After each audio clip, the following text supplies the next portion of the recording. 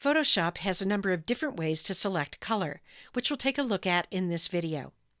If you're following along, you can use this image from the practice files for this tutorial, or you can use an image of your own. The most full-featured way to select a color is the color picker. To open the color picker, go down to the Foreground Color box at the bottom of the Tools panel and click there, and the color picker opens, giving you choices for the foreground color. A good place to start in the color picker is with this slider, which by default shows you different hues of color. I'll click and drag this slider to get to the hue I'm interested in, this light blue hue. But hue isn't the only property of color. Saturation and brightness are two other properties, and they're represented here in this large box.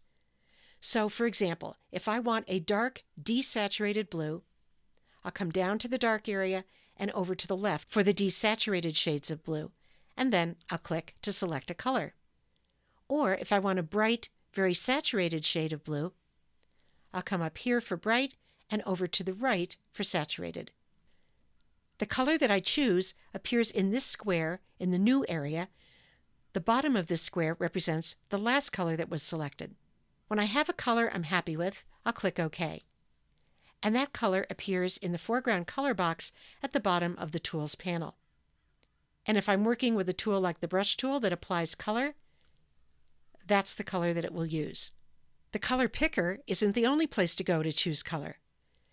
We've already seen the eyedropper tool, which you can use to select a color by clicking on it in an image, and this is very useful when you need to match a color to the colors already in an image.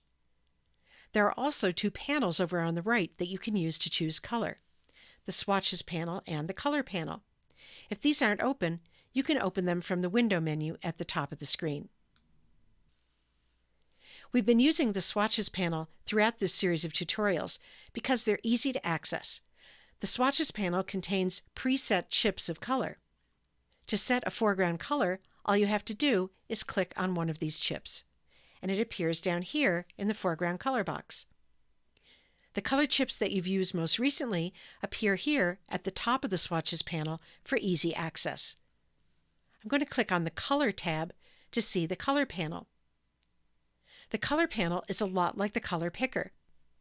Over on the right, it has a color slider that you can use to choose a hue.